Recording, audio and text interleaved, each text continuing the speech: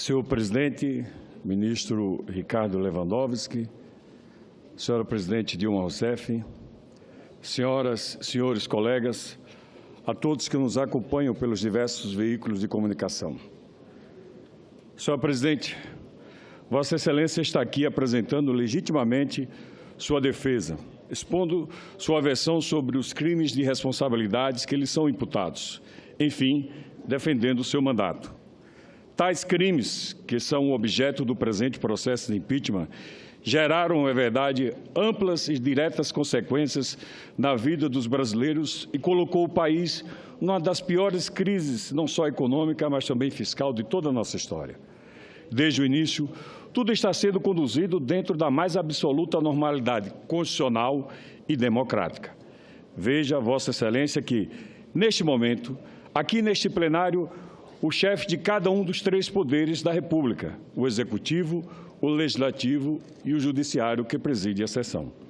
Também estão aqui presentes a mais elevada representatividade da imprensa nacional e mundial, traduzindo toda a transparência do processo.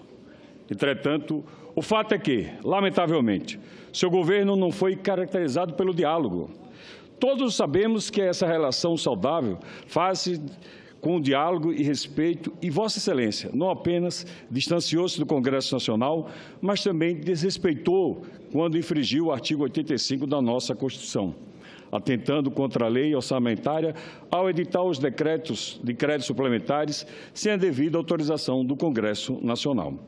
A Suprema Corte de Contas do país, o TCU, por unanimidade, rejeitou as contas do ano de 2014 do governo de Vossa Excelência e alertou da ilegalidade da edição dos créditos suplementares ainda no ano de 2015, sem autorização do Congresso Nacional, bem como a prática de pedaladas fiscais que causaram um prejuízo superior a 6 bilhões de reais, dito aqui, aos cofres públicos, atos estes contrários ao nosso ordenamento jurídico. Assim como eu, a maioria dos brasileiros acreditou nas promessas do seu governo.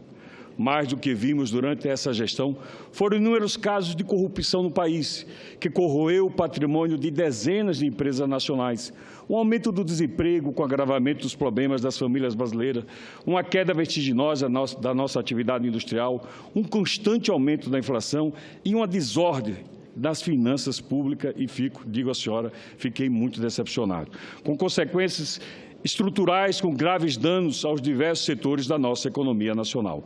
A crise não é mundial, é nossa, é brasileira. Pois bem, senhora presidente, nos quase 6 anos do seu governo, tanto no campo social quanto econômico, o Estado brasileiro teve um fraco desempenho. Pergunto, com todo respeito, se a culpa de toda essa situação não é de Vossa Excelência, a quem devemos imputá-la? Eu digo que, no primeiro mandato, eu fui apresentado à senhora como uma supergerente, aquela pessoa que iria cuidar, zelar com extrema cautela a coisa brasileira, a coisa pública. Confesso que me decepcionei, perdoe a honestidade e a franquia. Pergunto de novo, como Vossa Excelência poderia reverter esse quadro nefasto em pouco mais de 2 anos que ainda lhe restariam? E, finalmente, pergunto ainda, qual a credibilidade que Vossa Excelência ainda espera receber do povo brasileiro, já que não foi possível realizar aquilo que foi prometido ou aquilo que foi dito nos pouco mais ou nos quase 6 anos dos seus 2 governos. Digo, para finalizar, senhor presidente, eu fui um daqueles brasileiros que também acreditei, e por algumas vezes eu disse à senhora, dialogue mais, presidente, converse mais, ouça as opiniões e fico muito tranquilo em estar aqui. Não é bom o momento, mas é necessário, estamos cumprindo a nossa missão, o nosso dever cívico e vamos fazer com muita responsabilidade, porque sempre agi nessa casa com muita consciência e com muita responsabilidade, sobretudo o amor ao meu país e à minha pátria. Eu quero ver um país muito melhor. Agradeço, senador.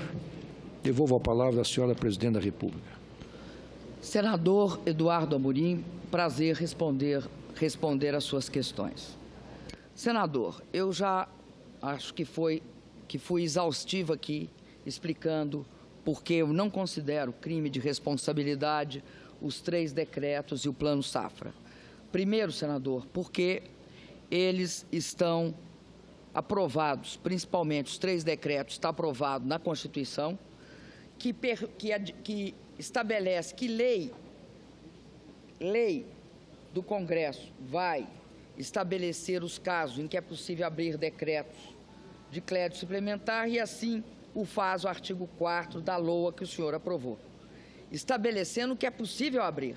Não estou contrariando nenhuma norma legal abrindo, desde que eu respeito, desde que seja compatível, como diz a lei textualmente, com a obtenção do superávit primário. E o que nós provamos, senador, é que era compatível, porque a forma pela qual se dá a execução implica em que nenhum decreto pode ultrapassar aquilo estabelecido nos decretos de contingenciamento. Quanto ao Plano Safra, também acredito, senador, que já expliquei exaustivamente. Primeiro, que é a lei que estabelece que se pode fazer subvenções e que essa lei é de 1992, que o próprio Ministério Público disse, se há crime desde 2000. Se não há crime desde 2000. Por quê? Só foi reconhecido como Plano Safra, o Plano Safra como operação de crédito, depois de dezembro, quando o Plano Safra estava em realização e, neste caso, foi pago passivo. Então, senador, é muito difícil, nessas circunstâncias, a gente falar em crime de responsabilidade. Queria destacar, senador, que uma afirmação que eu acho que a gente deve respeitar, que a gente deve considerar, melhor dito, é que o respeito à forma do rito processual não necessariamente significa que se respeitou o conteúdo. O que eu quero dizer com isso? Que ao longo da história há muitos processos que respeitaram o rito constitucional e que condenaram inocentes. Não será a primeira vez na história, não só do Brasil, como do mundo. E aí, senador, eu quero dizer ao senhor, que eu repito isso, nós não descumprimos o artigo. A Constituição estabelece que a autorização legislativa é necessária. O que será a lei orçamentária de 2015, que, se não uma autorização para abertura de crédito suplementar? O que será? É a autorização orçamentária. E, além disso, estabelece ainda que se deverá cumprir os requisitos da Lei de Responsabilidade Fiscal. O principal requisito da Lei de Responsabilidade Fiscal é decreto de contingenciamento, que impede que decreto suplementar amplie a despesa, porque ele tem de compensar, ele tem de reduzir. Se aumentar uma despesa, tem de reduzir outra. Então, senador, repito, não há que se falar de crime. Quanto à questão da corrupção no país, senador, o senhor e nós todos aqui sabemos que ela não começou nem no meu governo, nem no governo do presidente Lula. Pelo contrário, senador, foi no meu governo e no governo do presidente Lula que a corrupção vem sendo investigada.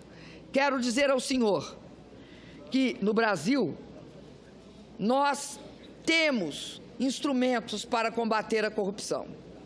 Alguns são os instrumentos legais, outros são os institucionais. No que se refere aos institucionais, o que aconteceu, senador, foi que nós respeitamos a autonomia do Ministério Público, indicando o primeiro da lista. Não nomeamos nenhum engavetador de processo, senador. Também demos as condições para que a Polícia Federal não utilizasse a sua estrutura para perseguir quem quer que seja. Além disso, senador, modificamos a legislação, não só através de legislações que ampliaram, que deram condições a maior transparência, como a Lei de Acesso à Informação, o portal já feito no governo do presidente Lula, e todos os crimes, todas as instituições de integração para combate de crimes financeiros. E mais, em 2013, encaminhei ao Congresso, senador, uma lei de organizações criminosas, que estabeleceu, primeiro, item 1, pela primeira vez ficou claro que o corruptor seria punido na mesma proporção do corrupto. Em segundo lugar, criou o Estatuto da Delação Premiada. Foi o meu governo que enviou as duas leis, essa lei. Além disso, senador, eu quero dizer para o senhor que o fato de eu ter enviado esta lei não autoriza a utilização do combate à corrupção como instrumento político nesse país. Há um sepulcro caiado, como dizia a Bíblia, que transforma alguns em investigados. Outros são denunciados e nunca mais investigados. O que não é possível, senador, não é a lei, é o uso indevido político e ideológico dessa lei. Porque se nós queremos respeito e sustentabilidade de uma lei, nós devemos fazer por onde. E fazer por onde significa o quê? Primeiro, no caso do combate à corrupção, significa em tratá-lo não como fenômeno político de combate, mas como fenômeno que nós temos de combater para impedir que isso signifique perda de eficiência, comprometimento dos recursos públicos e prejuízo à população. Quero também dizer ao senhor que eu tenho certeza, senador, que, infelizmente, a mim foi dado dirigir o país durante um momento de queda da atividade econômica internacional. Não estou colocando a responsabilidade em nada ou em ninguém. Estou constatando um fato, senador. Há uma forte desaceleração econômica no mundo. Nós todos dizemos, esse país se insere na economia internacional devido à globalização. Pois bem, um dos ônus da globalização é justamente que nós não estamos infensos a crises internacionais. No primeiro momento, nós conseguimos combatê-la. Nós reduzimos o desemprego. Nós desoneramos para assegurar que houvesse mais instrumentos para os nossos empresários e também para os nossos trabalhadores, diante do que estava acontecendo no mundo, que era redução brutal do pagamento de salários, queda brutal do financiamento. Então, senador, diante desse fato, o que não é possível é considerar que três decretos e um programa safra são responsáveis pela crise. Não é possível, senador, não é algo que faça parte de uma análise mais substantiva a respeito da economia brasileira e da internacional.